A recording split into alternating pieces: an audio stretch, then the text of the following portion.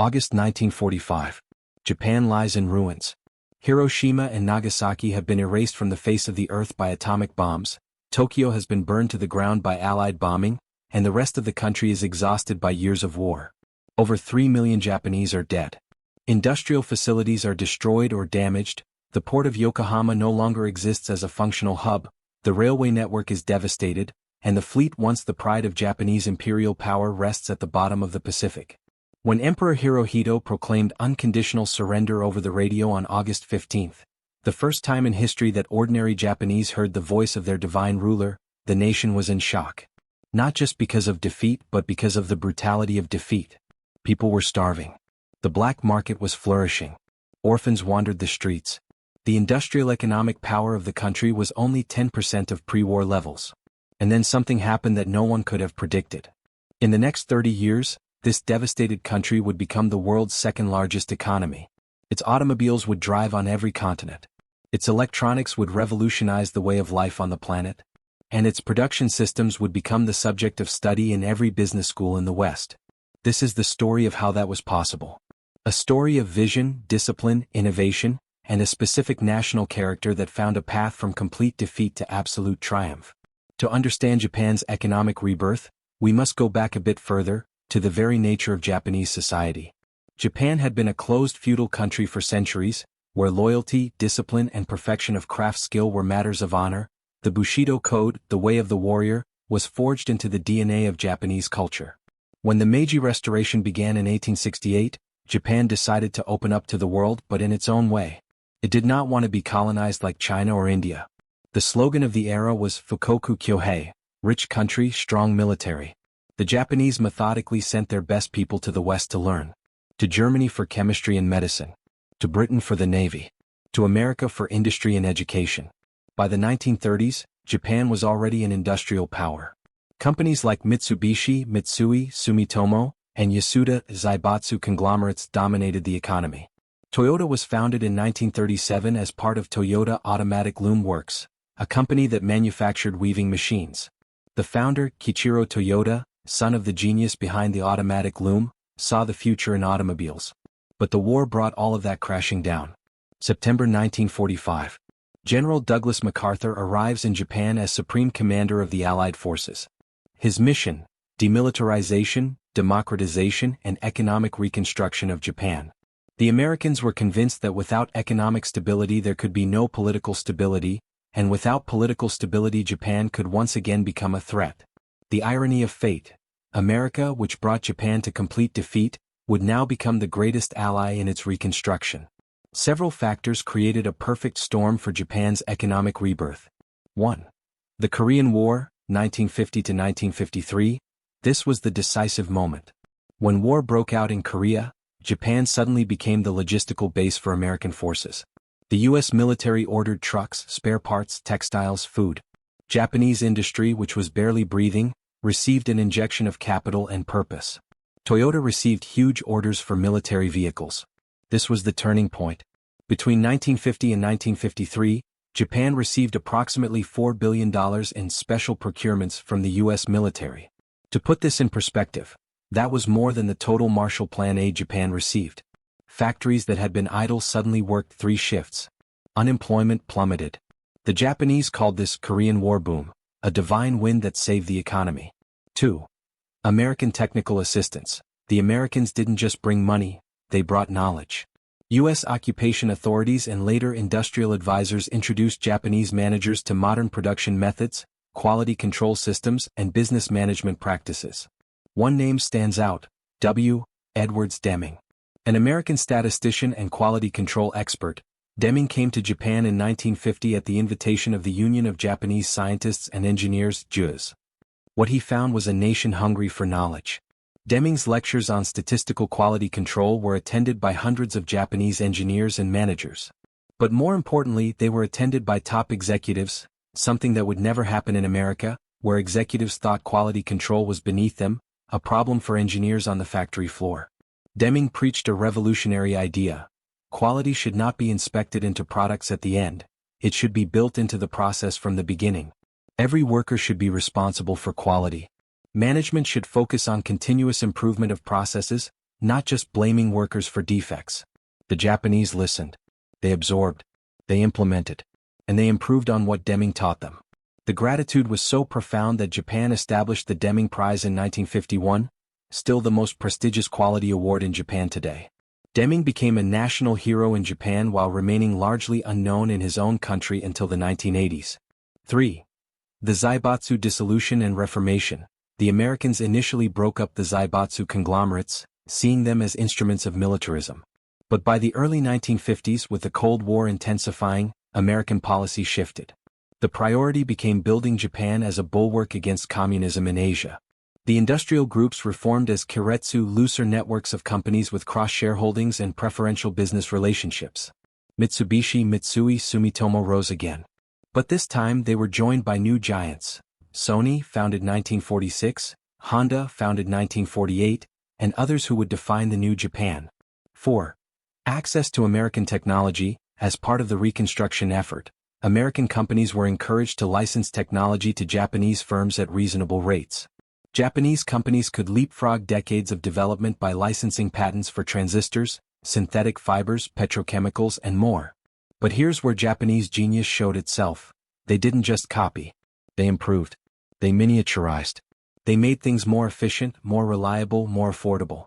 In 1950, a young Japanese engineer named Eiji Toyota, cousin of the founder, visited the Ford Rouge plant in Detroit, the largest and most sophisticated automobile manufacturing complex in the world. Ford was producing 7,000 cars per day. Toyota's entire production in 1950 was 2,685 vehicles for the whole year. Eiji spent 3 months studying every aspect of Ford's operation. He took meticulous notes. He asked endless questions.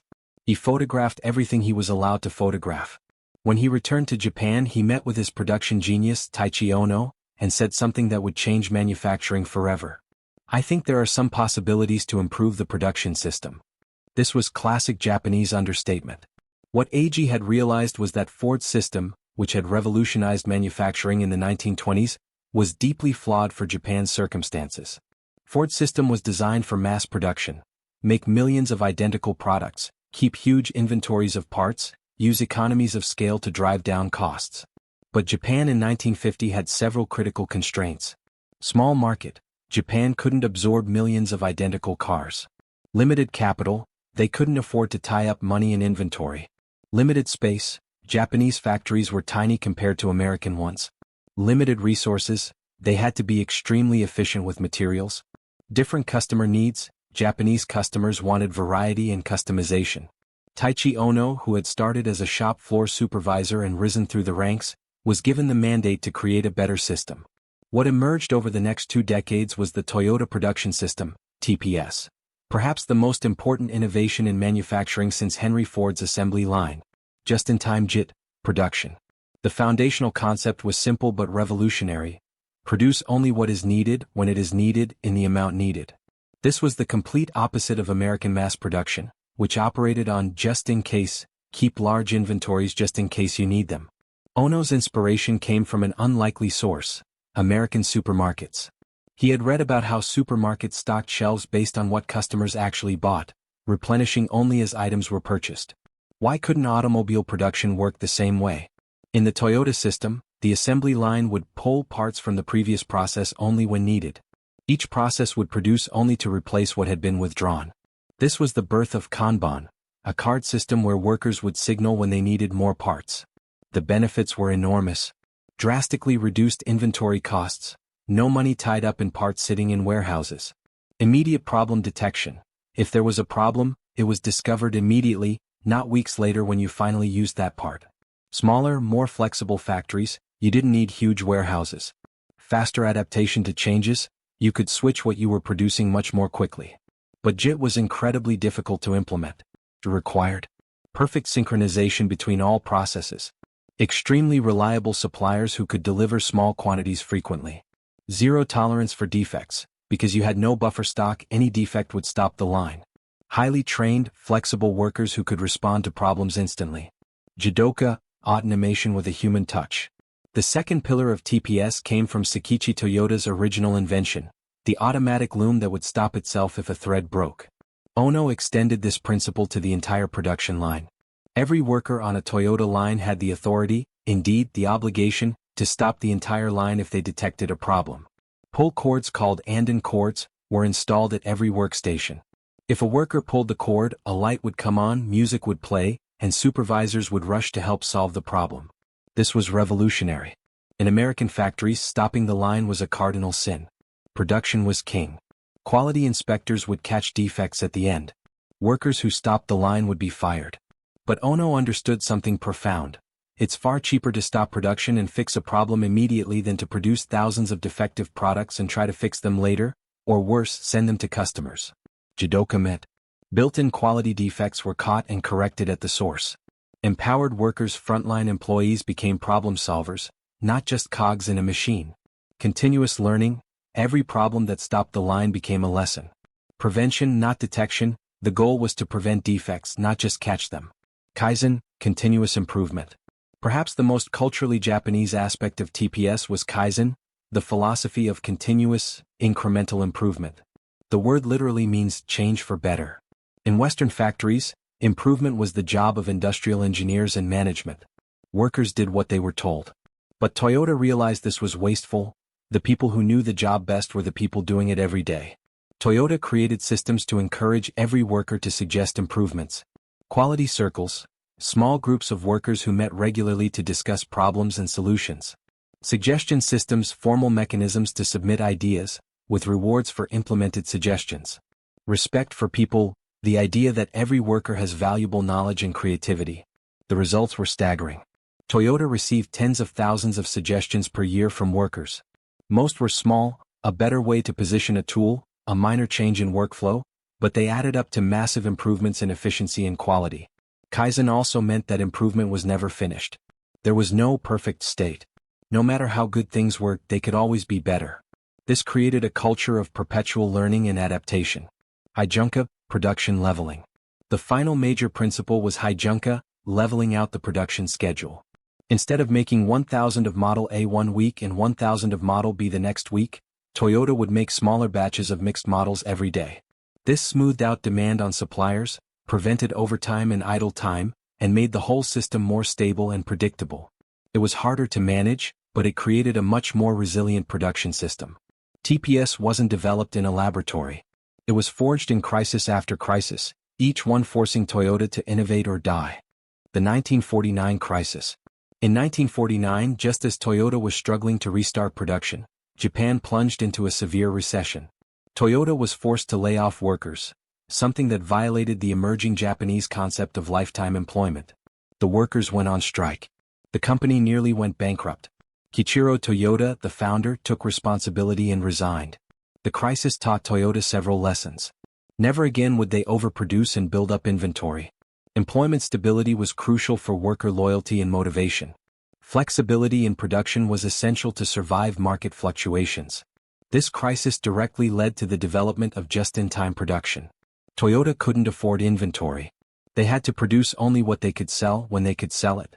The 1973 oil crisis. When OPEC imposed an oil embargo in 1973, oil prices quadrupled. The global economy went into recession. Automobile sales plummeted, especially for gas-guzzling American cars. But Toyota was ready.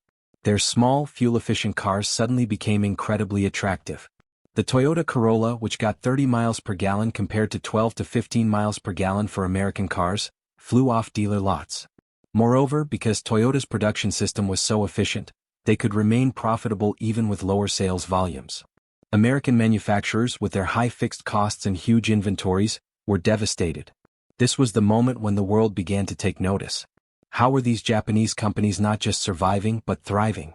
While Toyota was perfecting its production system, other Japanese automakers were forging their own paths to excellence.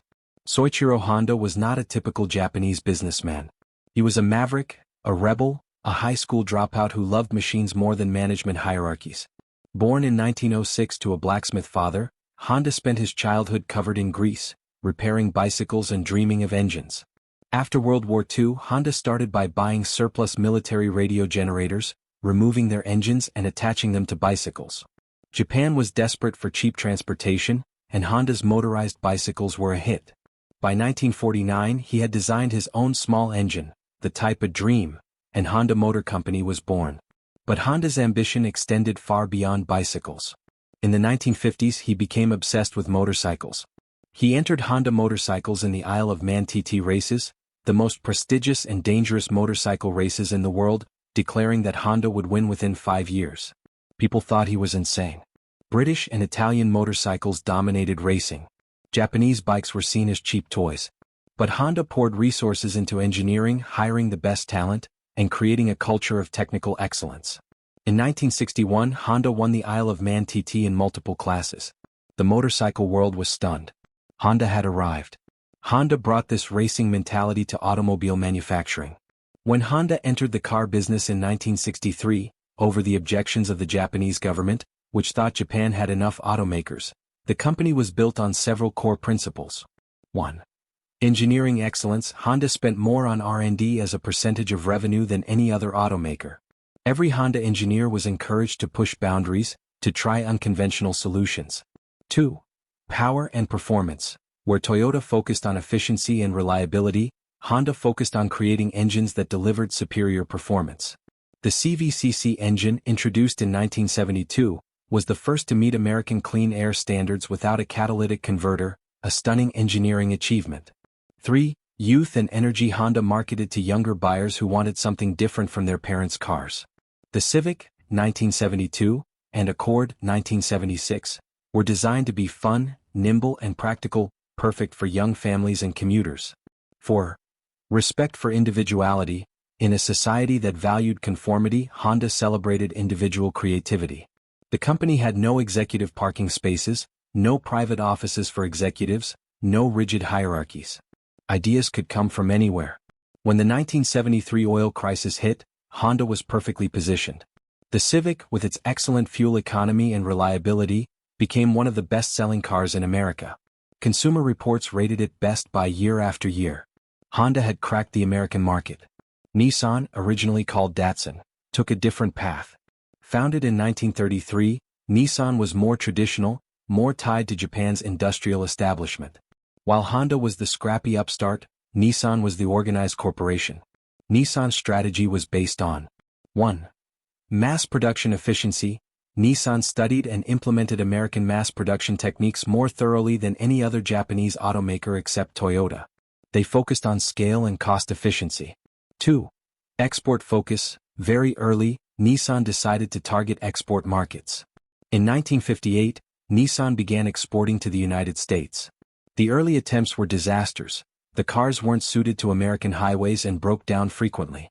But Nissan learned, improved and persisted. 3. Strategic product design. Nissan excelled at identifying market niches and filling them. The Datsun 510, 1968, was designed specifically to compete with European sedans in America: sporty, refined, affordable. It succeeded brilliantly. But Nissan's masterstroke came in 1969 with the Datsun 240Z. This was a revelation, a sports car with exotic looks, genuine performance, 150 horsepower, top speed of 125 miles per hour, and remarkable reliability, all for about $3,500, half the price of a Porsche or Jaguar. The 240Z became a cultural phenomenon. It proved that Japanese cars weren't just economical transportation, they could be exciting, desirable objects. Sports car enthusiasts who wouldn't have been caught dead in a Japanese car suddenly wanted a 240Z. By 1975, Datsun, Nissan's export brand, was the #1 imported car brand in America, ahead of Volkswagen. The conquest of the American market was complete. Mazda, always the smaller player, pursued a different strategy: technical innovation at the extreme edge. In 1961, Mazda licensed the Wankel rotary engine from NSU in Germany, a revolutionary engine design that used rotors instead of pistons. The rotary engine promised fewer moving parts, simpler, lighter, more compact. Smoother operation. No reciprocating pistons meant less vibration. Higher power-to-weight ratio, more power from a smaller, lighter engine. But the rotary had serious problems: poor fuel economy, high emissions, and reliability issues with rotor tip seals. NSU and other companies abandoned it. Mazda persisted. Engineers worked day and night to solve the seal problem. They eventually created new materials and designs that made the rotary reliable. In 1967, Mazda released the Cosmo Sport, the world's first production rotary engine car. The RX-7, introduced in 1978, became a sports car icon. Light, balanced, with a smooth revving rotary engine, it offered a driving experience unlike anything else. Mazda found its niche, the driver's car company. By the mid-1970s, a pattern had become clear to anyone paying attention. Japanese cars were simply better built than American or European cars. Consumer Reports, the influential American consumer magazine, published reliability surveys based on subscriber reports. Year after year, Japanese cars dominated the top positions. Honda, Toyota, Datsun. They all rated far above Chevrolet, Ford, or Chrysler in reliability, quality, and owner satisfaction. The reasons went deep. In Japanese factories, quality wasn't a department, it was everyone's job. The president was responsible for quality. The purchasing manager was responsible for quality. The janitor was responsible for quality. American companies had quality control departments, teams of inspectors who would examine finished products and reject the defective ones. This was wasteful and ineffective. You were paying workers to make defective products, then paying inspectors to find them, then paying more workers to fix them, or scrapping them entirely. Japanese companies built quality into the process. They used statistical process control (SPC), monitoring processes with statistical methods to catch problems before they produced defects. Pokayoke, error-proofing, designing processes and fixtures so that it was impossible or very difficult to make mistakes. Quality circles, worker teams that met regularly to solve quality problems. Root cause analysis. When a problem occurred, don't just fix the symptom, find and eliminate the root cause. The result: defect rates in Japanese factories were often 1/10 or 1/100th of American factories. American companies treated suppliers as adversaries. They would play suppliers against each other, always seeking the lowest bid. They would squeeze suppliers on price. The relationship was transactional and often hostile. Japanese companies, especially Toyota, created long-term partnerships with suppliers.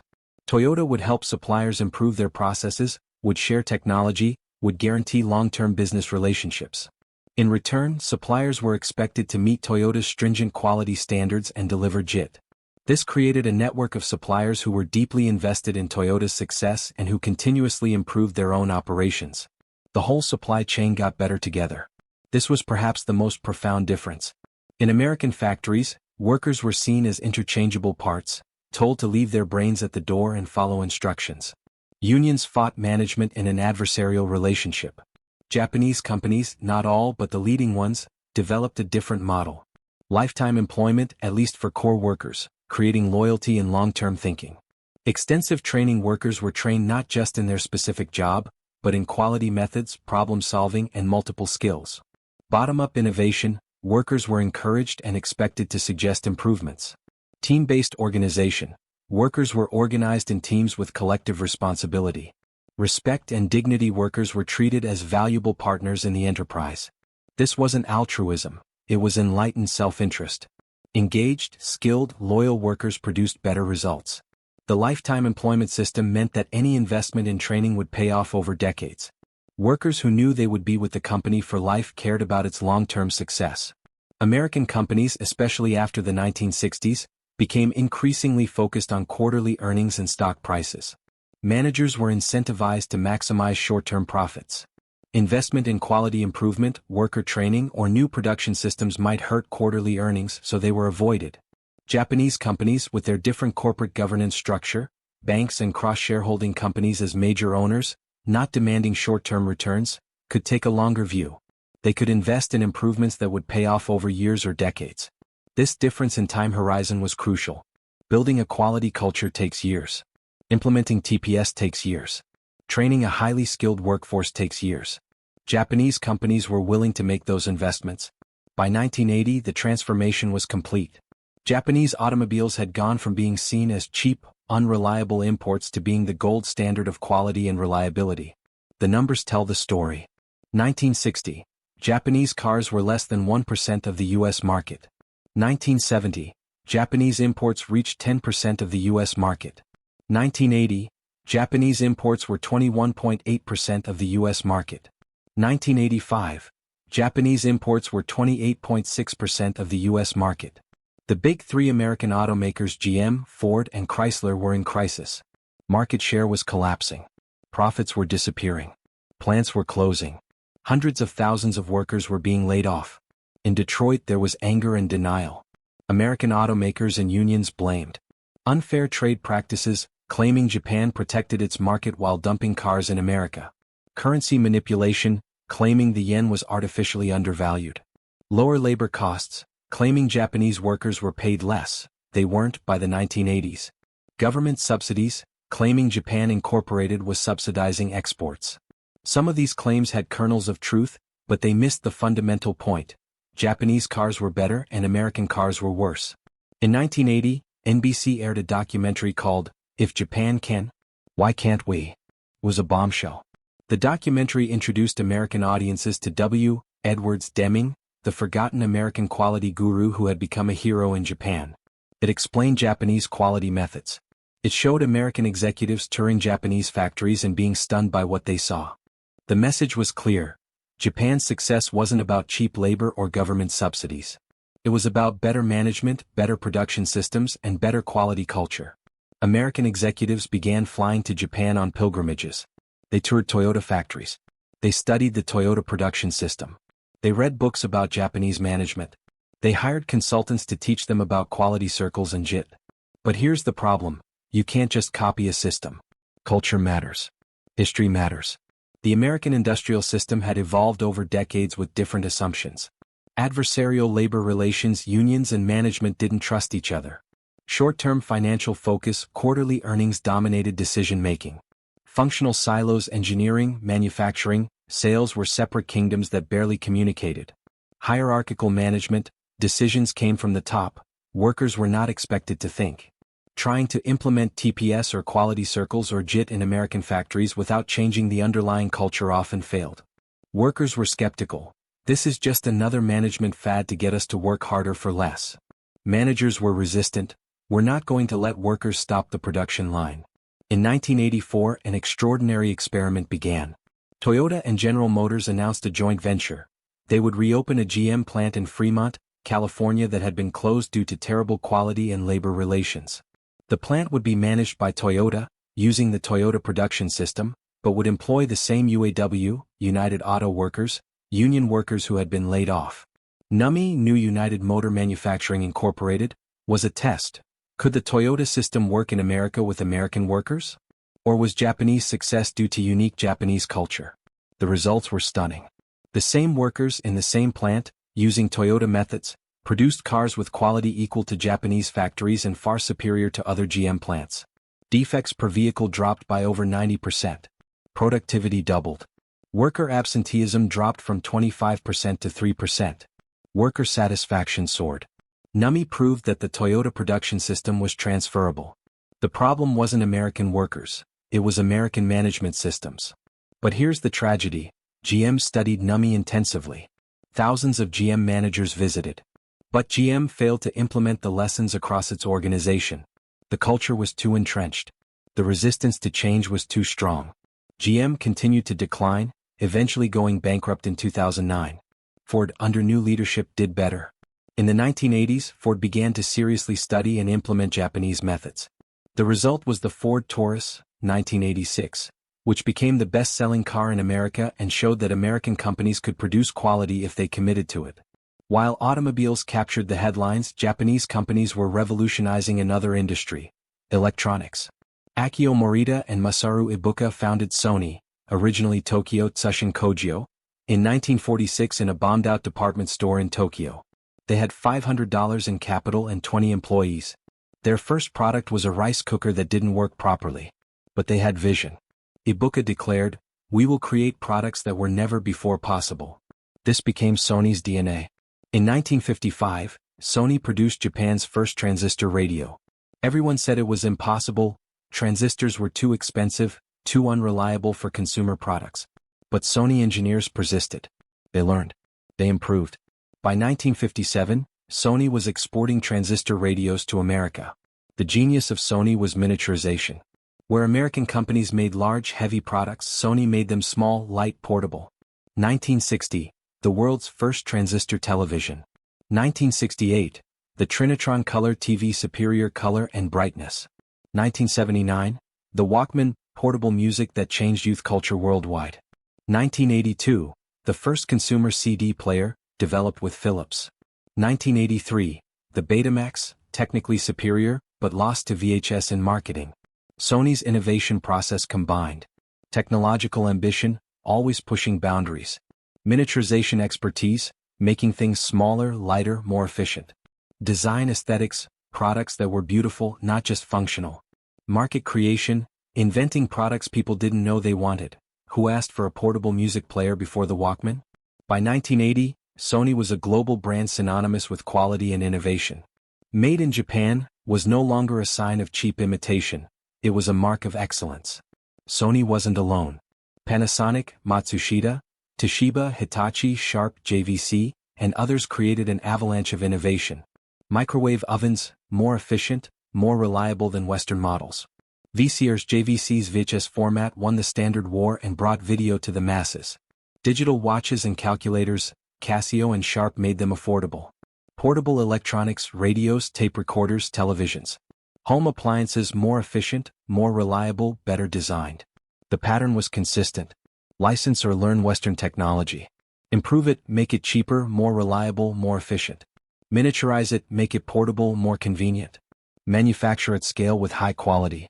Export globally at competitive prices. By 1980, Japanese companies dominated consumer electronics. American companies like RCA, Zenith, and Motorola were in decline. European companies struggled to compete. The most strategically important development was in semiconductors. In the 1970s, Japan began to challenge American dominance in memory chips, DRAMs. Japanese semiconductor companies used the same quality-focused manufacturing methods that worked in automobiles and consumer electronics. The result: Japanese DRAMs had lower defect rates and higher reliability than American chips.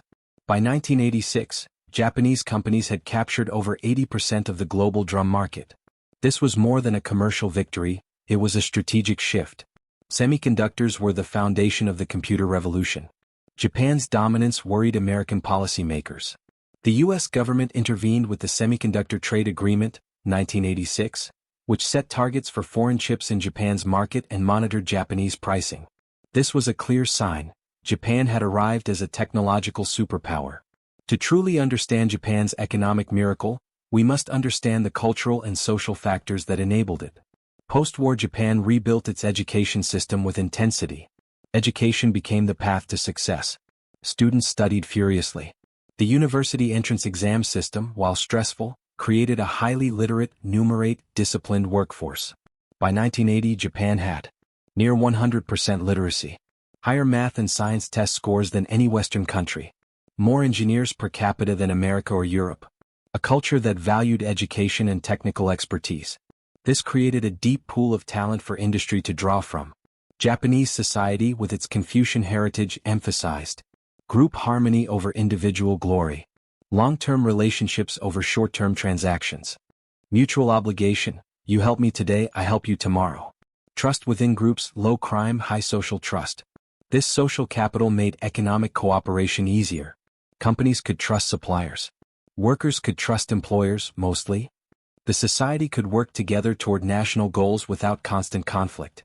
Japan's political economy was based on close cooperation between MITI, Ministry of International Trade and Industry, government bureaucrats who guided industrial policy, keiretsu, industrial groups with interlocking ownership, banks, providing patient capital. MITI would identify strategic industries, automobiles, electronics, semiconductors.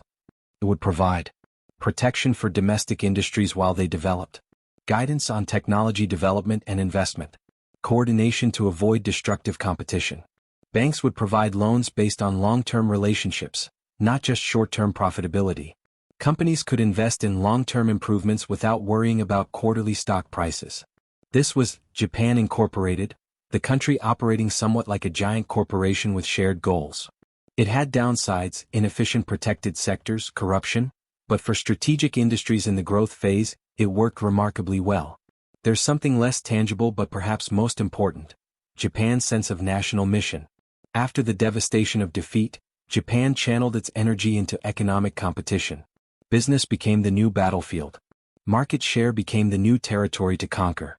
Toyota executives spoke of beating GM, with the same intensity that military leaders once spoke of defeating enemies. This gave Japanese workers and managers a sense of purpose beyond just making money. They were rebuilding Japan. They were proving Japan's worth to the world. This created a level of commitment and sacrifice that's hard to sustain through pure economic incentives. Finally, Japan benefited from fortunate timing. The post-war boom, global economy was growing rapidly, creating demand. The Cold War, America wanted Japan as a stable, prosperous ally. The technology transition, the shift to transistors, then integrated circuits, created opportunities for newcomers to leapfrog established players. The oil crisis, perfectly timed to make fuel-efficient Japanese cars attractive. Success is never just hard work or smart strategy. By the mid-1980s, Japan had reached a pinnacle that seemed impossible just 40 years earlier. The transformation was so complete, so dramatic, that it fundamentally altered how the world thought about economic development, industrial competition, and national power. In 1985, Japan's economy was the second largest in the world, accounting for about 10% of global GDP. But the raw numbers only told part of the story. Manufacturing dominance. Automobiles. Japan produced 12.3 million vehicles in 1985, surpassing the United States, 11.6 million, for the first time. Toyota became the most profitable automaker in the world. Electronics. Japanese companies controlled 90% of the global VCR market, 50% of semiconductors, and dominated consumer electronics across every category. Steel. Japan was the world's largest steel producer, using more efficient methods than aging American mills. Shipbuilding. Japanese yards built 50% of the world's ships, using advanced modular construction techniques. Machine tools. Japanese precision machinery was the best in the world, with companies like Fanuc leading robotics and CNC technology. Financial power. By 1989, the Tokyo Stock Exchange had a total market capitalization exceeding that of the New York Stock Exchange. Japanese banks dominated the list of world's largest banks. All of the top 10 were Japanese. The land value of Tokyo's Imperial Palace grounds was estimated to be worth more than all the real estate in California. Quality of life. Japan had the world's highest life expectancy. Crime rates were the lowest in the developed world. Education scores were at the top globally. Infrastructure was state-of-the-art. The Shinkansen bullet train network was the envy of the world. Japan's success influenced global culture in ways beyond economics. Japanese management became a subject of intense study. In business schools, every major business school added courses on Japanese management. Books proliferated. Theory Z by William Aoki, 1981. The Art of Japanese Management by Pascal and Athos, 1981. Kaisha, The Japanese Corporation by Abeglin and Stock, 1985. MBA students learned about quality circles, just-in-time manufacturing, consensus decision-making, nemawashi, and total quality management. Japanese terms entered business vocabulary: Kaizen, Kanban, Muda, waste, Genchi Genbutsu, go and see. In popular culture, Japan became synonymous with the future.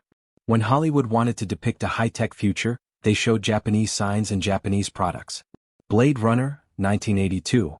A dystopian Los Angeles filled with Japanese imagery. Back to the Future Part 2, 1989. Where everything in 2015 is owned by Japanese companies. Die Hard, 1988. Set in a building owned by a Japanese corporation. This wasn't just product placement. It reflected a genuine belief that Japan represented the future of industrial society. The Japan Threat narrative. By the late 1980s, American anxiety about Japan reached fever pitch.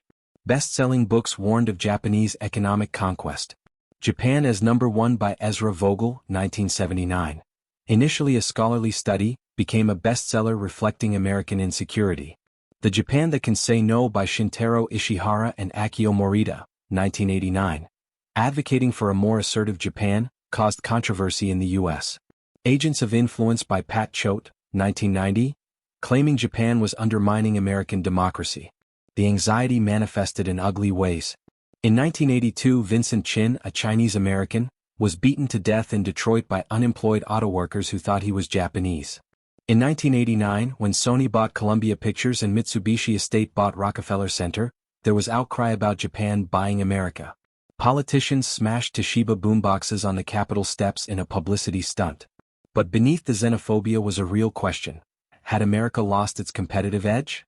Would the 21st century belong to Japan? Even as Japan reached its peak in the late 1980s, the seeds of future problems were being sown. The very factors that drove Japan's success contained the elements of its coming stagnation.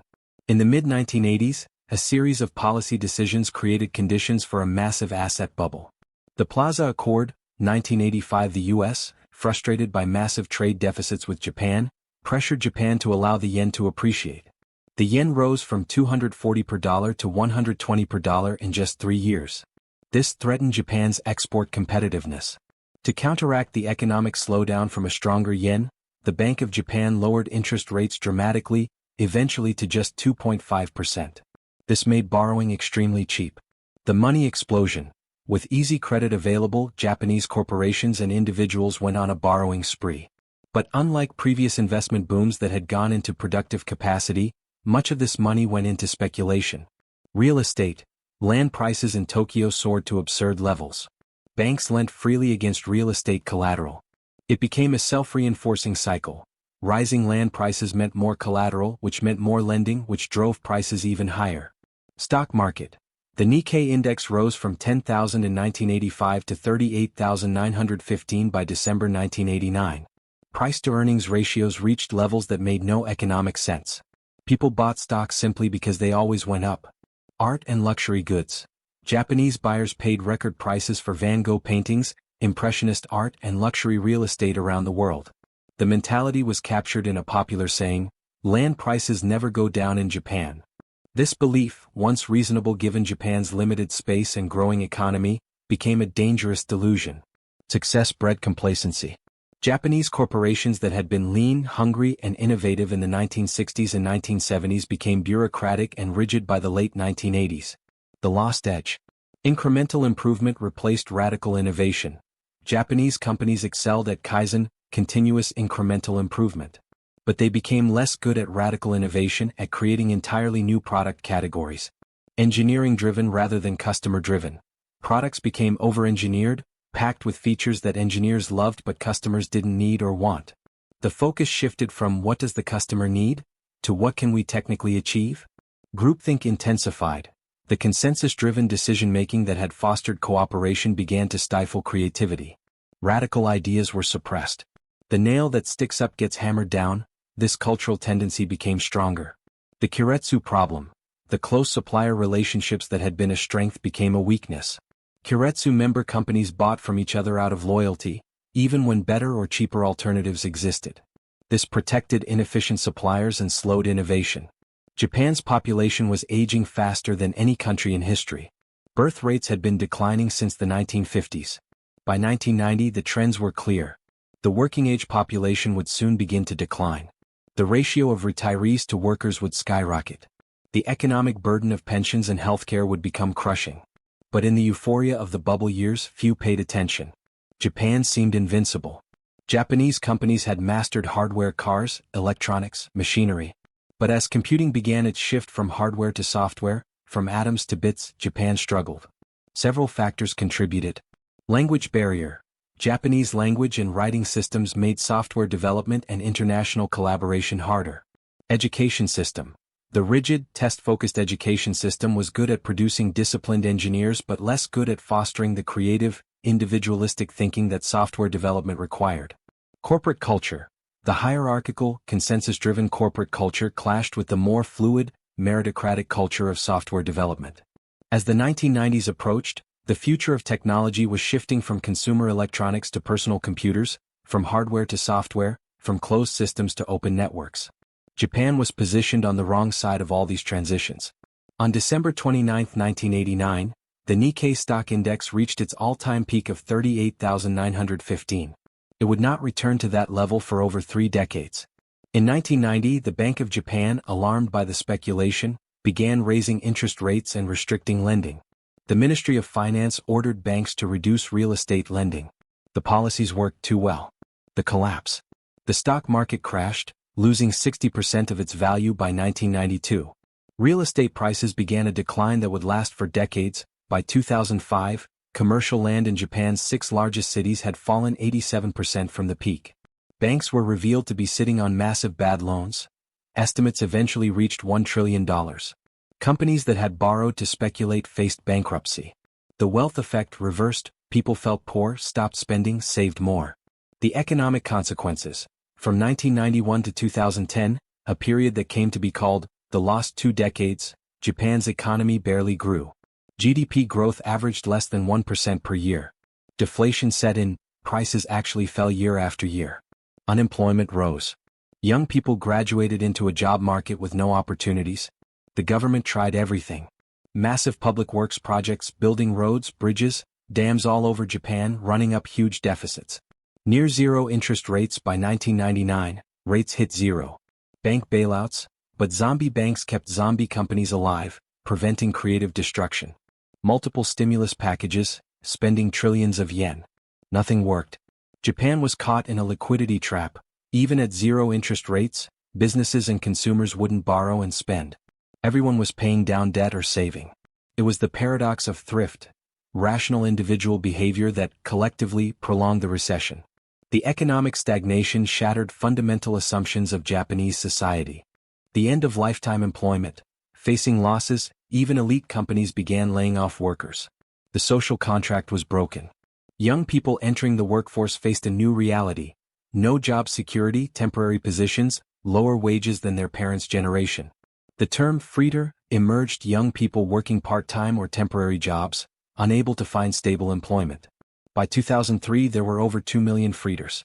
Another term, NET, not in education, employment, or training, described young people who had given up entirely. The confidence crisis. The generation that had rebuilt Japan after World War II had been driven by confidence and purpose. The generation coming of age in the 1990s faced the opposite. A sense of decline, limited opportunities, a future that looked worse than the past. Suicide rates rose. Marriage rates declined. Birth rates fell even further. A phenomenon called hikikomori emerged, young people withdrawing from society entirely, sometimes not leaving their rooms for years. The rise of inequality. Post-war Japan had prided itself on being an egalitarian society. 100 million middle class was a common saying. But the lost decades saw rising inequality. Secure, well-paid jobs for life were replaced by insecure, low-paid temporary positions. The gap between rich and poor widened. Economists debated why Japan's recession lasted so long. The balance sheet recession theory, Richard Koo. Unlike normal recessions where lower interest rates stimulate borrowing and spending, Japan's was a balance sheet recession. Corporations and households were focused on paying down the debts accumulated during the bubble. Even at zero interest rates they wouldn't borrow. Monetary policy was ineffective. The zombie company problem. Banks, fearing their own collapse, kept lending to insolvent companies rather than forcing them into bankruptcy. These zombie companies limped along, tying up capital and workers that could have been redeployed to more productive uses. They prevented the creative destruction that normally revitalizes economies. The demographic drag. A shrinking, aging population meant fewer workers, fewer consumers, less innovation. Companies had no incentive to invest if the market was shrinking. This was a problem that stimulus spending couldn't solve. The structural rigidity, regulations protected inefficient sectors.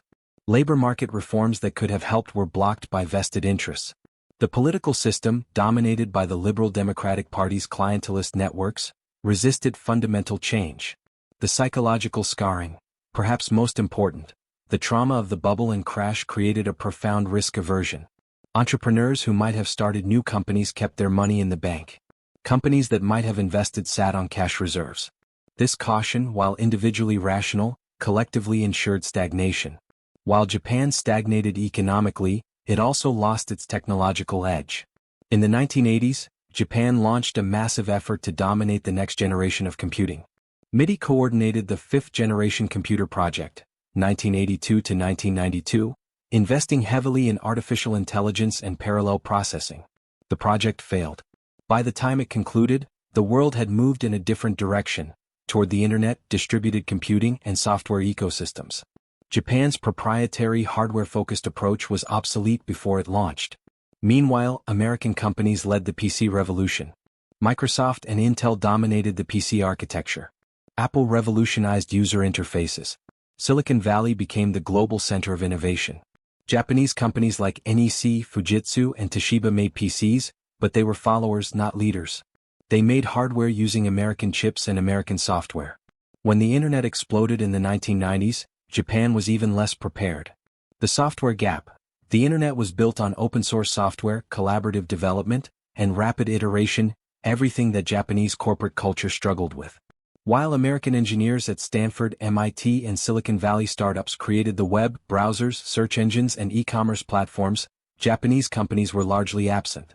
The startup gap. Silicon Valley startup culture, young programmers dropping out of college to start companies in garages, venture capitalists funding crazy ideas, tolerance for failure, was alien to Japan.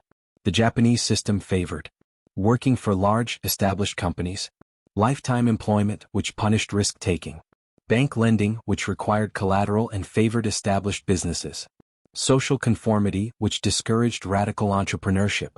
The result? No Japanese Google, Amazon, or Facebook emerged. When Yahoo Japan launched, it was a licensed copy of the American Yahoo. When Amazon entered Japan, it dominated e-commerce. Japan actually led in mobile technology. NTT Docomo's iMode service, 1999, created a mobile internet ecosystem years before the iPhone. Mobile email, mobile web browsing, mobile payments, mobile apps before app stores existed. By 2000, Japan had over 20 million iMode subscribers using advanced feature phones. Japanese teenagers were texting, browsing the web, and playing mobile games while Americans were still using basic flip phones. But Japan's mobile lead was built on a closed, proprietary system. Japanese phones used unique Japanese standards, unique Japanese networks, unique Japanese software. They worked brilliantly in Japan. They didn't export. When Apple launched the iPhone 2007, with its open app ecosystem, global standards, and revolutionary interface, the game changed. Japanese manufacturers, Sony, Sharp, Panasonic, who had dominated handsets, were suddenly marginal players. Within a few years, the global smartphone market was dominated by Apple, American, and Samsung, Korean. As Japan stagnated, China rose. In the 1980s, China was a poor, backward economy. Japanese companies opened factories in China to take advantage of low labor costs. Japanese assumed they would always be the technology leaders, with China relegated to low-value manufacturing. But China learned fast. Chinese companies absorbed technology, developed capabilities, and moved up the value chain. By 2010, Lenovo, Chinese, had bought IBM's PC division and become the world's largest PC maker. Huawei, Chinese, was challenging Cisco and Ericsson in telecom equipment. BYD, Chinese, was becoming a leader in electric vehicles. Alibaba and Tencent, Chinese, had built internet ecosystems dwarfing anything in Japan. The student had surpassed the teacher. In 2010, China's GDP surpassed Japan's, making China the world's second-largest economy. Japan fell to third, a position it had held for only 42 years. Japan faced another challenger in South Korea. Samsung and LG, once dismissed as copycats of Japanese electronics companies, became formidable competitors. Samsung became the world's largest manufacturer of televisions, smartphones, and memory chips. Hyundai and Kia challenged Japanese automakers in quality and value. LG competed successfully in appliances and displays. South Korea had learned from Japan's model but added its own innovations. More aggressive global marketing. Faster adaptation to new technologies. More flexibility in corporate strategy. Better integration of hardware and software, Samsung smartphones. By 2020, Samsung's revenue exceeded Sony and Panasonic combined. Hyundai Kia was selling more cars than Nissan. Japan was being squeezed between American/European innovation at the high end and Korean/Chinese competition at the mid and low end. Despite the lost decades and relative decline, Japan retained important strengths. In certain areas, Japanese manufacturing remained world-class. Automotive leadership. Toyota remained the world's most profitable automaker and continued to lead in hybrid technology. Prius, launched 1997, still the best-selling hybrid. Reliability rankings. Toyota and Lexus consistently topped quality surveys. Production system innovation. Toyota continued to refine TPS. Honda remained the world's largest engine manufacturer, making everything from lawn mowers to F1 racing engines with legendary reliability. Components and materials. While Japanese companies lost leadership in final consumer products, they remained dominant in critical components. Camera sensors. Sony makes sensors for most of the world's smartphones, including iPhones. Advanced materials. Carbon fiber, specialized chemicals, advanced ceramics. Precision machinery. machine tools, robotics, industrial automation. Optical systems. Nikon, Canon, Olympus lenses and professional equipment. These hidden champions, companies like Shin-Etsu Chemical, Tokyo Electron, Fanuc, Murata, and TDK, don't make consumer brands but are critical to global supply chains. An earthquake in Japan can shut down global electronics production because these companies make irreplaceable components. While Japan lost technological leadership, its cultural influence grew. Pop culture. Anime and manga, from niche interest to global phenomenon. Studio Ghibli films won Oscars. Attack on Titan and Demon Slayer had global audiences rivaling Western entertainment. Video games. Nintendo, Mario, Zelda, Pokemon, and Sony PlayStation remained dominant.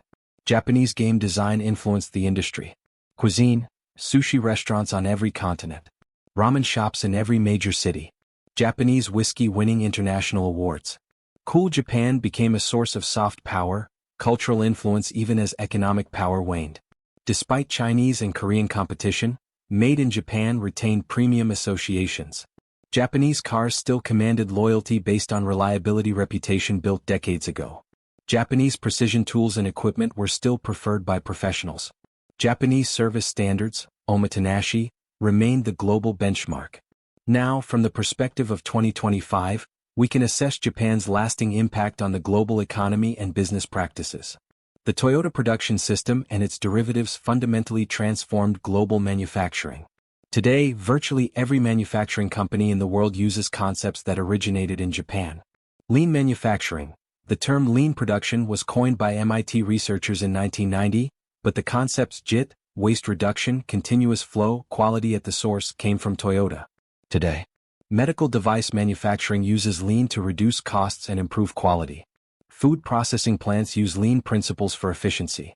Construction companies apply lean thinking to project management. Software development adapted lean into agile methodologies. The vocabulary of improvement is Japanese. Kaizen, Kanban, Muda, Gemba, Pokayoke. Every production manager knows these terms. Six Sigma. Motorola developed Six Sigma in 1986, but it was built on Japanese quality methods that Motorola learned while trying to compete with Japanese electronics companies. Six Sigma then spread globally. GE under Jack Welch made Six Sigma central to operations. Financial services companies used it to reduce errors. Healthcare organizations applied it to reduce medical errors. It became a standard methodology taught in every business school. Supply chain management. The Japanese model of supplier partnerships, JIT delivery and supply chain integration became standard. Walmart built the world's most efficient retail operation using supplier partnerships and JIT principles learned from studying Japanese companies. Dell's build-to-order PC business model was inspired by Toyota's pull system. Modern supply chain management software codifies principles first developed in Japan. Japan's obsession with quality transformed global standards. ISO 9000. The International Organization for Standardization's quality management standards, first published in 1987, were heavily influenced by Japanese quality practices. Today, ISO 9000 certification is required to do business globally in many industries. Total quality management, TQM. The philosophy that quality is everyone's job, that processes should be continuously improved, that customers define quality, these ideas, largely developed in Japan, became orthodoxy in Western management. Customer satisfaction. The intense focus on understanding and exceeding customer expectations that Japanese companies pioneered became universal. Net Promoter Score and other satisfaction metrics became standard. Voice of the customer programs became common. The idea that retaining existing customers is more profitable than acquiring new ones, obvious now, revolutionary when Japanese companies demonstrated it. Japanese companies' willingness to sacrifice short-term profits for long-term market share and quality influenced Western thinking. Stakeholder capitalism. The Japanese model where companies served multiple stakeholders, employees, suppliers, customers, society, not just shareholders, provided an alternative to pure shareholder capitalism. While still debated, stakeholder capitalism has gained traction. The Business Roundtable, 2019, redefined the purpose of corporations to serve all stakeholders. ESG, environmental, social, governance, investing reflects broader responsibilities. Companies increasingly talk about purpose beyond profit. Patient capital. The Japanese model of long-term investment, of building capabilities over decades, influenced Warren Buffett's investment philosophy emphasized long-term value creation. Private equity models that focus on operational improvement, not just financial engineering. Critiques of quarterly capitalism and calls for longer-term thinking. Japanese practices around worker involvement influenced global HR practices. Employee engagement. The idea that frontline workers should be empowered to solve problems, suggest improvements, and stop production when needed was radical. Now it's standard. Empowered teams are a staple of modern management. Suggestion systems exist in most large companies.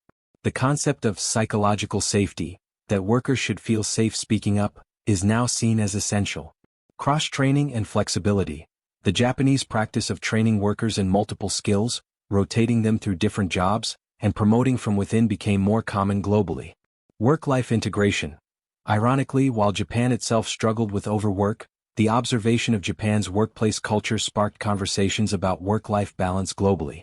The negative example taught lessons. Japan's automotive success permanently changed the global industry. Global production networks. Today, a Japanese car might be designed in California, engineered in Germany, have parts made in Thailand, and be assembled in Kentucky. This global production network, pioneered by Japanese companies, is now universal. The hybrid technology path. Toyota's bet on hybrid technology with the Prius, 1997, created a bridge to electrification. While Tesla captured headlines with pure EVs, hybrids made electrification practical and profitable, smoothing the transition. Industry consolidation. Competition from Japanese automakers drove consolidation. The big three American automakers became two, after Chrysler merged with Fiat. European manufacturers merged, PSA-FCA VW Group. The global auto industry today is far more consolidated than in 1970, partly due to competitive pressure from Japan. While Japanese electronics companies lost market dominance, their impact remains. Miniaturization. The Japanese obsession with making things smaller, lighter, more portable influenced product design globally. The smartphone portable, powerful, multifunctional, embodied design principles pioneered by Sony and others. Reliability expectations. Japanese electronics set new standards for reliability. Before Japanese competition, American TVs breaking down was normal. Today, consumers expect electronics to work reliably for years. This expectation, created by Japanese quality, applies to all products now. Vertical integration.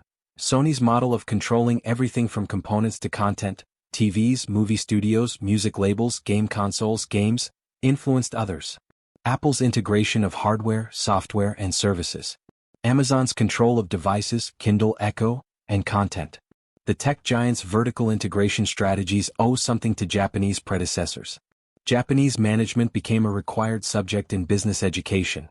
Case studies. Toyota, Honda, Sony, their stories are taught in every business school. MBA students still study. Toyota's product development system. Honda's entry into the U.S. motorcycle market. Sony's innovation culture. Comparative management. The study of Japanese management practices sparked broader interest in comparative management, understanding how different cultures approach business problems. This enriched business education beyond the American model. Operations management. The field of operations management was revolutionized by Japanese practices. Before the 1980s, operations was seen as boring, technical, not strategic. Japanese companies showed that operational excellence was strategic advantage. Today, operations is central to business strategy. Looking back on Japan's rise and relative decline, several ironies stand out. Edwards Deming was ignored in America, became a hero in Japan, and then Americans had to learn his ideas from the Japanese. The quality movement was built on American statistical theory, perfected in Japan and re-import to America. Similarly, many ideas about human-centered management, worker empowerment, and organizational learning existed in Western management theory but were implemented more systematically in Japan. The West then learned its own ideas back from Japan. America won World War II decisively but lost the subsequent economic competition, at least for several decades. Japan lost the war catastrophically but won the peace economically. This reversal happened partly because defeat forced Japan to completely rebuild and rethink everything. Victory made America complacent and resistant to change. The vanquished had nothing to lose by trying radical new approaches. The victor assumed its way was best and didn't need to change. Japan's economic miracle was built on factors that contain the seeds of future problems. Export-led growth worked until other countries, Korea, China, used the same model. An aging population provided stability and wisdom during growth but became a burden during stagnation. Consensus-driven decision-making fostered cooperation but prevented necessary reforms. Closed bank industry relationships supported long-term investment but created zombie companies. Lifetime employment ensured loyalty but prevented labor market flexibility. Every strength, when overdone or when circumstances change, becomes a weakness. The Toyota production system was one of the most important innovations in manufacturing history. But the very efficiency and optimization it created made disruptive innovation harder. Optimized supply chains were efficient but fragile, as COVID-19 exposed. Incremental improvement culture excelled at making things better but struggled with making fundamentally new things. The focus on eliminating waste sometimes eliminated the waste, that is experimentation and exploration. Japanese companies built competitive advantage on superior quality. But as quality methods spread globally, quality became expected, not differentiating. When everyone uses TPS principles, no one has an advantage from TPS. When all cars are reliable, reliability doesn't drive purchase decisions. Superior quality justified premium prices until competitors caught up. The very success of spreading Japanese methods eroded the competitive advantage those methods had created. What can we learn from Japan's trajectory, the dramatic rise, the long stagnation, the enduring influence? In 1945, many observers thought Japan's culture made economic development impossible, too feudal, too militaristic, too different. They were wrong. Japanese culture, adapted and channeled, became an economic asset. In 1985, many observers thought Japanese culture guaranteed eternal economic dominance. The discipline, loyalty, group orientation were seen as unbeatable advantages. They were wrong. The same cultural traits that drove success later hindered adaptation. The lesson: culture influences outcomes but doesn't determine them. Cultures can adapt. What works in one era may not work in another. The key is self-awareness and willingness to change.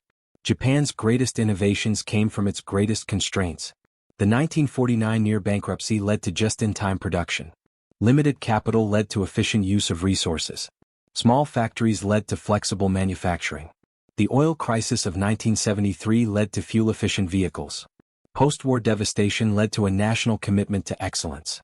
Constraints force creativity. Abundance can breed complacency. Sometimes the best conditions for innovation are the worst conditions for comfort. Japan rarely invented technologies. Transistors, VCRs, lithium batteries, robotics all came from elsewhere. But Japan excelled at adapting, improving, and manufacturing at scale. This is a different kind of innovation, not the lightning bolt of invention but the persistent work of improvement. Both matter. The global economy needs both inventors and improvers. Japan's greatest contribution was systems thinking, understanding that quality, productivity, innovation don't come from individual heroics but from well-designed systems. Production systems that make quality inevitable. Organizational systems that encourage continuous improvement. Supply chain systems that align incentives. Educational systems that create capable workers. This system's perspective, rather than any specific technique, is Japan's most important legacy. Japan's rise showed what's possible with focus, discipline, and smart strategy. Japan's stagnation showed the dangers of believing your own mythology, failing to adapt when circumstances change, letting past success justify current complacency, protecting the status quo at the expense of the future. The companies and nations that succeed long-term are those that can disrupt themselves before others disrupt them. This is incredibly hard. It means abandoning what made you successful. But it's necessary. Japan's demographic challenges, aging population, low birth rate, resistance to immigration, are constraining its future. Other countries face similar challenges. Many European countries have the same demographic trajectory.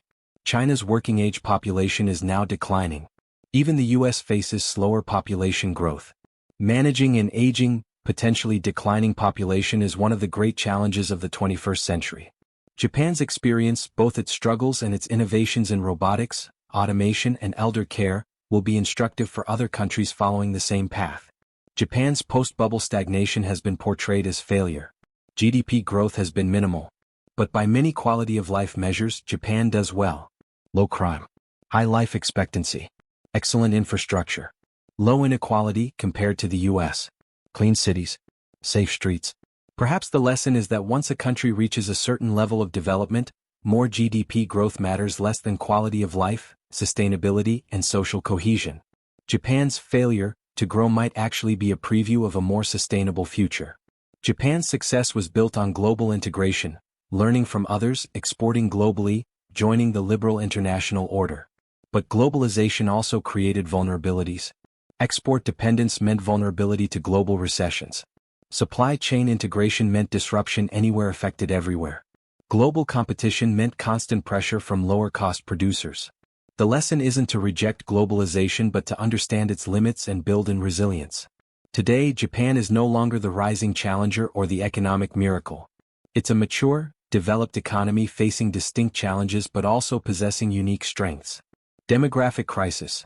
Japan's population peaked at 128 million in 2008 and has been declining since. By 2025, the population is about 123 million, with over 29% aged 65 or older. The working-age population is shrinking by about 700,000 per year. This creates labor shortages in many sectors, increasing pension and healthcare costs, shrinking domestic market, school closures and rural depopulation. Government debt. Japan's government debt exceeds 260% of GDP, the highest in the developed world. So far, this has been sustainable because the debt is held domestically. Interest rates are near zero. Japan runs a current account surplus. But long-term sustainability is questioned. Geopolitical tensions, China's rise in assertiveness, North Korea's nuclear program, and the US-China rivalry put Japan in a difficult position. The security environment is more challenging than during the Cold War. Innovation in aging. Japan is pioneering solutions for aging societies. Robotics for elder care. Age-friendly urban design. Productive aging, keeping elderly engaged and working longer. Healthcare innovations for chronic diseases. These innovations will be valuable globally as other countries age. Environmental leadership.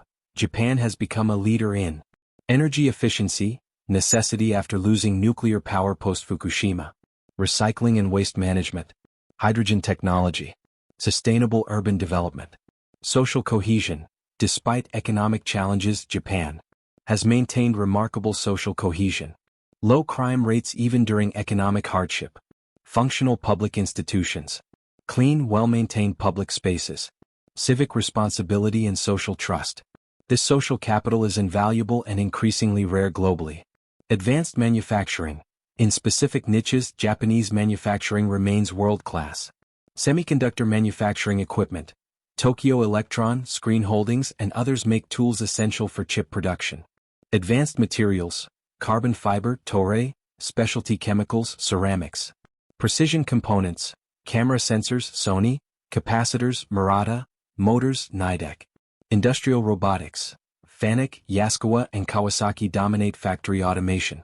These aren't glamorous consumer brands, but they're critical to global supply chains. When the 2011 earthquake disrupted Japanese production, global electronics and automotive manufacturing felt the impact immediately. Corporate cash reserves. Japanese corporations, scarred by the bubble collapse, have accumulated massive cash reserves, over $5 trillion. This makes them financially resilient and potential acquirers of foreign technology and companies. Brand value. Despite lost market share, Japanese brands retain value. Nintendo remains dominant in gaming with innovative hardware. Switch. Uniqlo, fast retailing, has become a global fashion brand.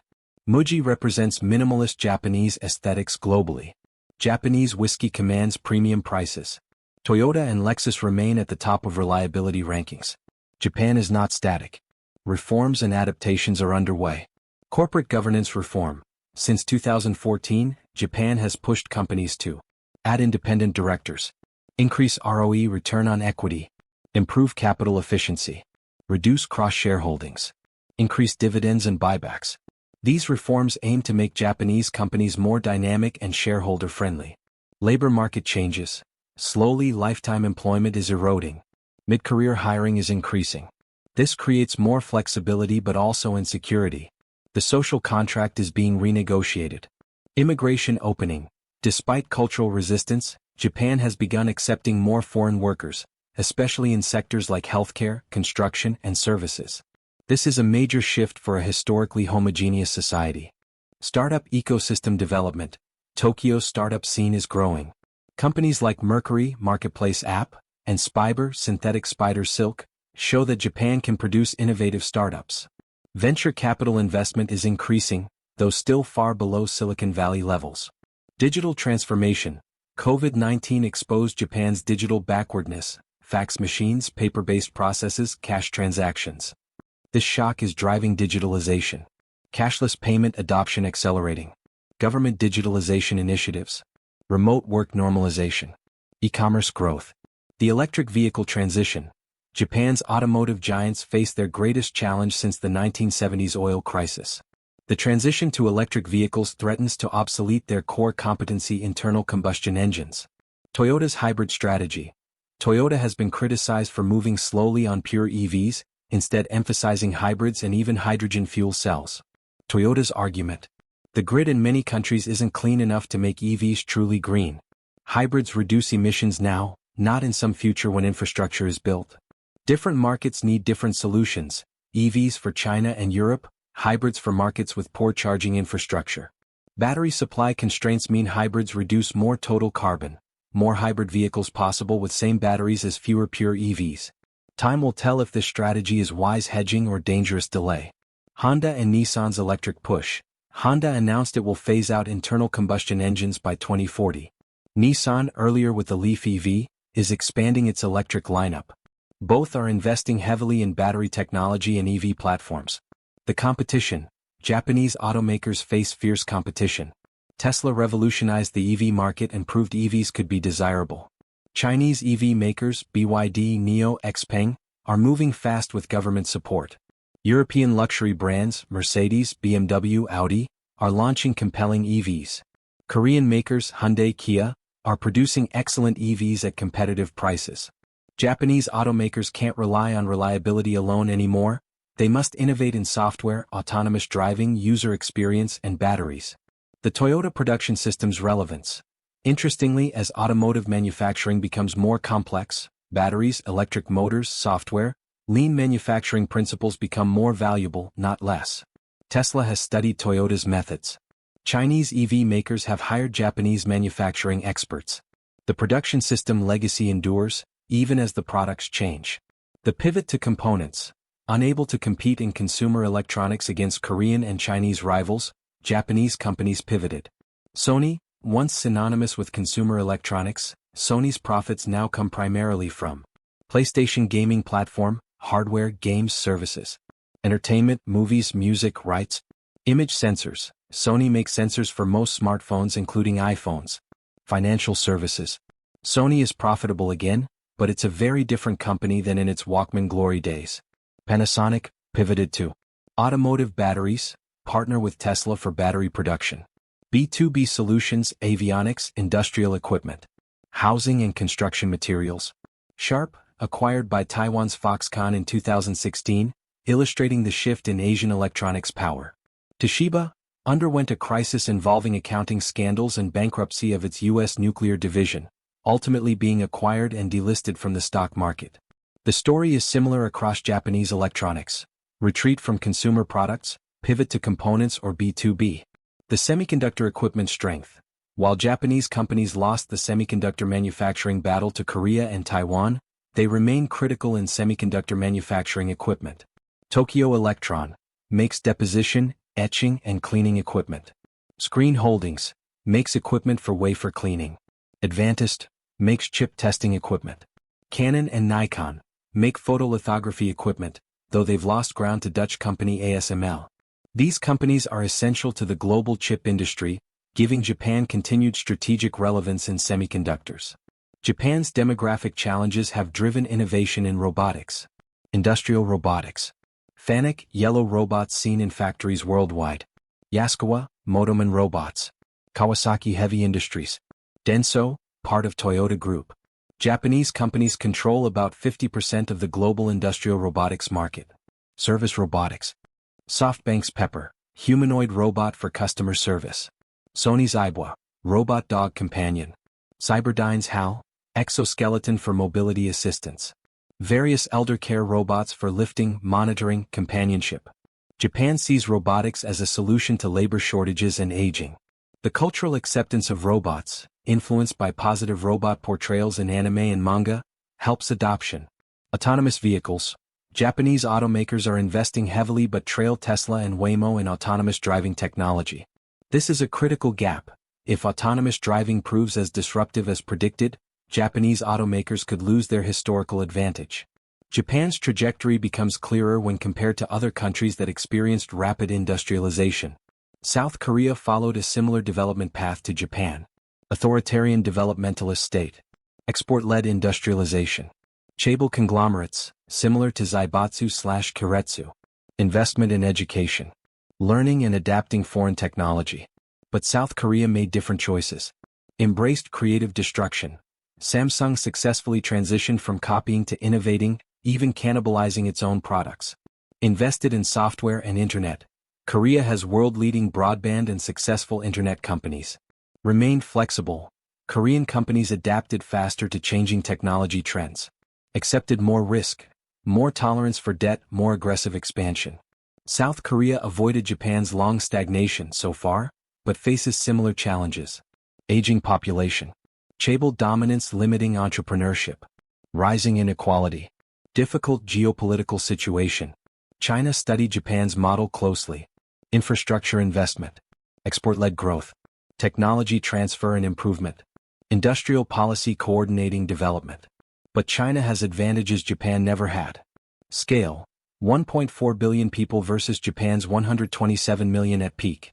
Timing. Could leapfrog directly to mobile internet, skipping PCs. Authoritarian control. Can direct resources and suppress dissent more effectively. Market leverage. Can demand technology transfer as price of market access. China also faces challenges Japan faced. Aging population, one-child policy consequences. Middle-income trap. Can it transition to innovation-driven growth? Environmental degradation. Rising inequality. Debt accumulation.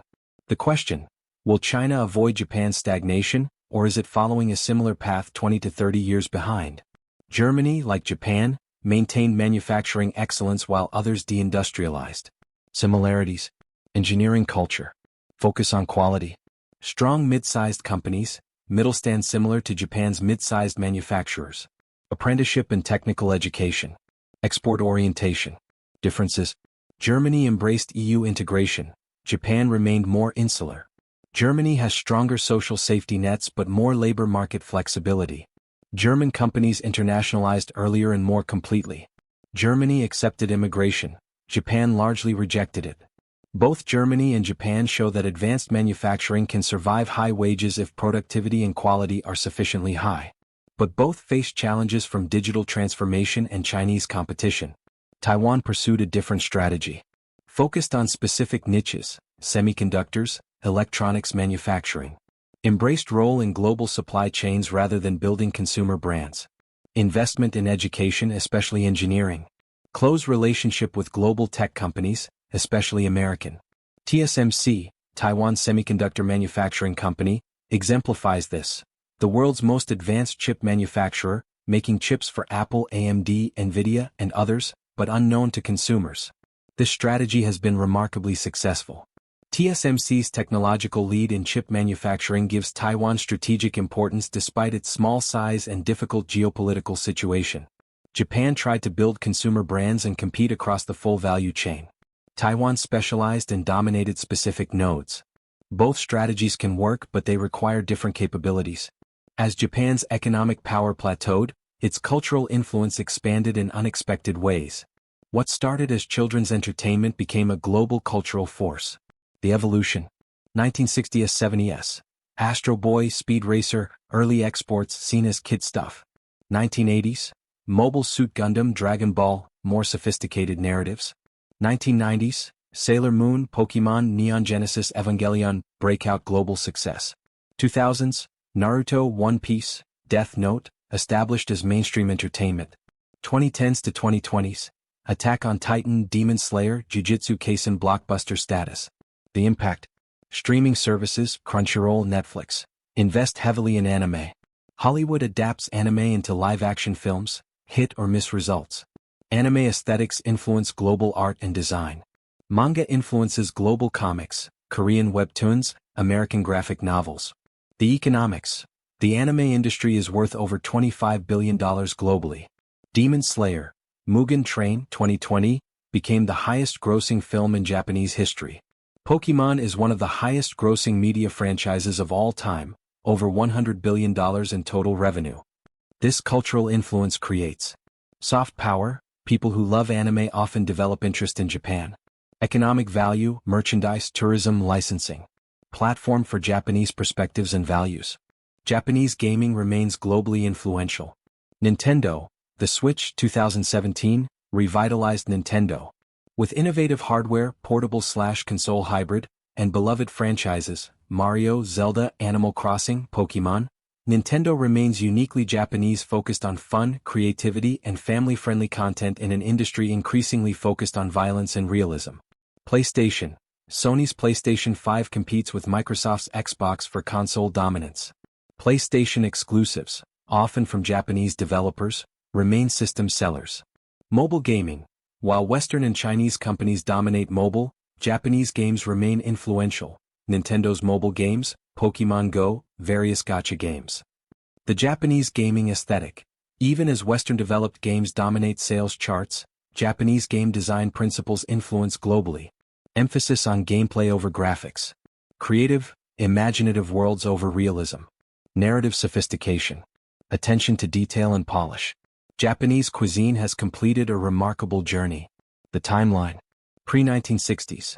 Unknown outside Japan and Japanese communities. 1970s ADS. Sushi bars in major cities still exotic. 1990s to 2000s. Sushi goes mainstream, Japanese restaurants proliferate. 2010s to 2020s. Ramen, izakaya, Japanese curry, and even konbini, convenience store, food gain followings. The recognition. Japanese cuisine has the most Michelin stars of any national cuisine. Washaku, traditional Japanese cuisine, is UNESCO intangible cultural heritage. Japanese techniques influence high-end Western cuisine. Japanese ingredients, miso, mirin, sake, yuzu, become staples in fusion cooking. The philosophy. Beyond specific dishes, Japanese food philosophy influences globally. Umami, the fifth taste now recognized in Western cooking. Seasonality. Emphasis on ingredients at their peak. Minimalism. Letting ingredients speak for themselves. Presentation. Food as visual art. Japanese fashion might not dominate like Italian or French fashion, but it influences. The innovators. Issey Miyake, Yoji Yamamoto, Rei Kawakubo, Comme des Garçons. Avant-garde designers who challenged Western fashion norms. Kenzo Haney Mori, luxury fashion. A bathing ape, Visvim, neighborhood streetwear influence. The mass market. Uniqlo. Fast retailing's Uniqlo became a global brand representing affordable, quality basics with a minimalist aesthetic. Muji, the no-brand brand representing Japanese minimalism and functionality. The aesthetic, Japanese fashion introduced. Deconstruction and asymmetry. Monochrome palettes. Loose, comfortable silhouettes. Workwear influence. Mixing high and low.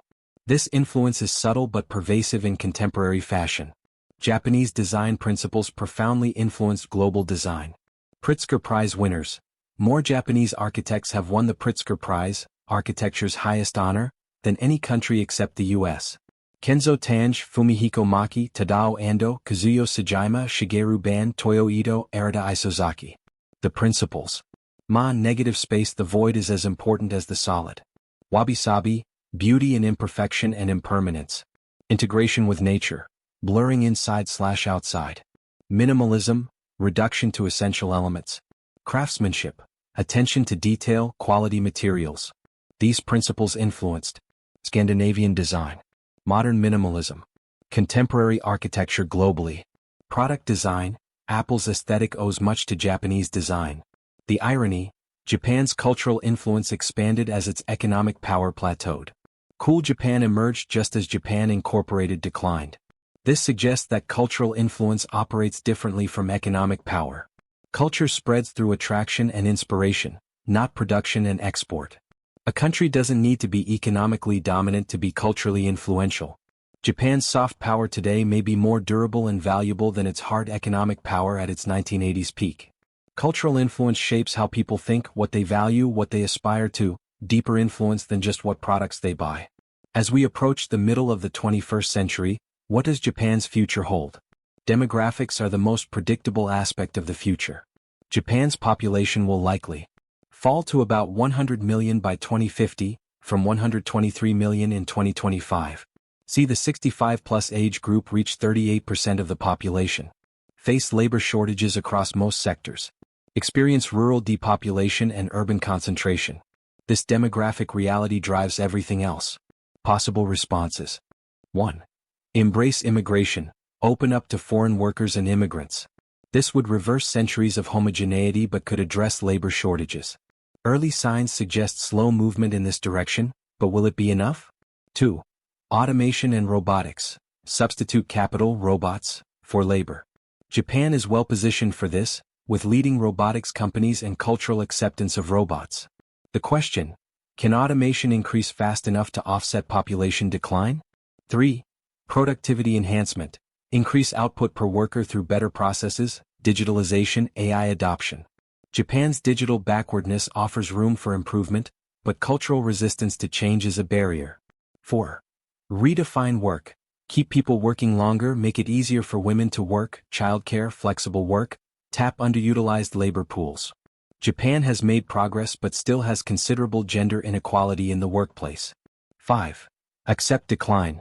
Simply adapt to being a smaller, older, but potentially higher quality of life society. Not every country needs to maximize GDP growth. The likely outcome: some combination of all 5, insufficient to prevent decline but enough to manage it. Japan faces a difficult security environment. The China factor. China is now economically larger and militarily more powerful than Japan. Territorial disputes, Senkaku/Diaoyu Islands, remain unresolved. China's military modernization directly threatens Japan. Economic interdependence creates vulnerability. China is Japan's largest trading partner. The U.S. alliance. Japan remains dependent on the U.S. security umbrella. But U.S. commitment is questioned, Trump-era doubts, America's Pacific focus unclear. Japan is increasing defense spending and military capabilities. Constitutional constraints on military action remain contentious. The regional dynamics. North Korea's nuclear weapons threaten Japan directly. South Korea relations remain complicated by historical issues. Russia's invasion of Ukraine raises concerns about great power aggression. Japan's response. Slow remilitarization within constitutional constraints. Strengthening U.S. alliance while hedging with other partnerships, Australia, India, ASEAN. Economic statecraft using aid, investment, supply chain positioning. Soft power cultivation, maintaining positive global image. Geography is destiny. Japan is a medium-sized power in a region with 2 giants, China and U.S. Managing this requires skillful diplomacy. The technology challenge. Can Japan regain technological leadership? Areas of potential. Quantum computing. Japan has strong fundamental research. Companies like IBM and Google have partnered with Japanese universities and companies. Biotechnology. Japan's aging society drives healthcare innovation. Gene therapy, regenerative medicine, longevity research could be areas of strength. Robotics. Japan's demographic challenge makes robotics essential. Humanoid robots, care robots, industrial automation. Japan could lead. Hydrogen economy. Japan is betting heavily on hydrogen as an energy carrier. If hydrogen becomes important for decarbonization, Japan could gain first-mover advantages. Space. Japan has a capable space program, Hayabusa asteroid missions. Commercial space offers opportunities. Materials science. Japan remains strong in advanced materials. Next-generation batteries, superconductors, carbon nanotubes, potential leadership areas. But challenges remain. Startup ecosystem still weak. Risk aversion limits bold bets. Slow corporate decision-making. Digital skills gap. Competition from US, China, South Korea. Perhaps Japan's most important contribution could be modeling sustainable development. The question: can an advanced economy maintain high quality of life without growth? Japan is inadvertently running this experiment. Early results. Quality of life remains high despite GDP stagnation. Sustainability improves. Energy efficiency, recycling, green technology adoption. Social cohesion persists. Low crime, functional institutions. Innovation continues, not in growth sectors but in efficiency, quality, sustainability. If Japan can demonstrate that degrowth or steady-state economics is compatible with good living standards, It offers an alternative model to endless growth, increasingly relevant as environmental limits become apparent. The circular economy. Japan's resource constraints have driven circular economy innovation, sophisticated recycling systems, product longevity and repairability, resource efficiency, waste reduction. As the world faces resource constraints and environmental limits, Japan's expertise becomes valuable. Japan's story continues to teach. For developing countries, rapid industrialization is possible with right policies. Quality and efficiency can overcome resource constraints. Education and human capital are fundamental. Export-led growth works until it doesn't. Everyone can't export more than they import. For advanced economies, complacency is dangerous. Adaptation to changing technology is essential. Demographics constrain possibilities. Social cohesion is valuable and fragile. Quality of life isn't just about GDP. For businesses, operational excellence remains crucial. Continuous improvement must be embedded in culture. Customer focus and quality are timeless. But incremental improvement isn't enough. Sometimes disruptive innovation is necessary. What made you successful can make you obsolete. From the ashes of 1945 to the heights of the 1980s to the stagnation of the lost decades to today's cautious optimism, Japan's journey is one of the most remarkable national stories of the modern era. What Japan achieved: rebuilt from complete devastation to economic superpower in 40 years. Transformed Made in Japan from insult to badge of honor. Created production and management systems that revolutionized global manufacturing. Established quality standards that raised expectations worldwide. Demonstrated that non-Western countries could lead in advanced technology. Built brands recognized and respected globally. Created cultural products beloved worldwide. What Japan struggled with: sustaining innovation beyond the miracle years. Adapting to changing technological paradigms, software, internet, mobile. Managing an asset bubble and its aftermath. Demographic decline and its economic consequences. Political reform and structural change. Regional relationships and historical reconciliation. What the world learned from Japan: quality can be systematically improved through better processes. Workers closest to problems often have the best solutions. Long-term thinking beats short-term optimization. Continuous improvement is more sustainable than revolutionary change, though sometimes revolution is needed. Manufacturing matters. Services alone don't create prosperity. Culture shapes economic outcomes but doesn't determine them. Economic miracles are possible but not permanent. Demographics are powerful constraints. Soft power and hard power are different but both matter. The present reality: Japan in 2025 is not the Colossus of 1985, but neither is it the declining has been some predicted. It's a mature, wealthy, sophisticated society with high living standards, world-class infrastructure, pockets of technological excellence, valuable cultural exports, important role in global supply chains. Lessons to teach about aging societies and sustainable development. The ultimate lesson, perhaps Japan's greatest lesson, is about impermanence. Nothing lasts forever, not defeat, not victory, not success, not stagnation. Nations, like companies, must constantly adapt or decline. Japan adapted brilliantly from 1945 to 1985. It struggled to adapt from 1990 to 2020. Whether it can successfully adapt to the challenges of the 21st century, demographic decline, technological change, geopolitical tension, environmental constraints, remains to be seen. But one thing is certain: the world will be watching. Japan pioneered the path from devastation to development. It showed what's possible with vision, discipline, and smart strategy. It also showed the limits of any single approach, the dangers of assuming your success is permanent, the difficulty of changing established systems. From the ruins of Hiroshima to the gleaming factories of Toyota City to the anime studios of Tokyo, Japan's journey reflects fundamental truths about human societies: our capacity for resilience, our tendency toward complacency, our ability to learn and adapt, our difficulty in changing what made us successful, our endless creativity in solving problems. The Toyota production system optimizes for continuous flow, elimination of waste, and built-in quality. Perhaps nations too must continuously flow forward, eliminate the waste of outdated practices, and build quality into their institutions and culture. Not through grand transformative plans, but through persistent, thoughtful Kaizen improvement, every day by everyone. That might be Japan's most enduring gift to the world: the understanding that excellence is a journey, not a destination. That improvement never ends. That yesterday's success is not enough for tomorrow.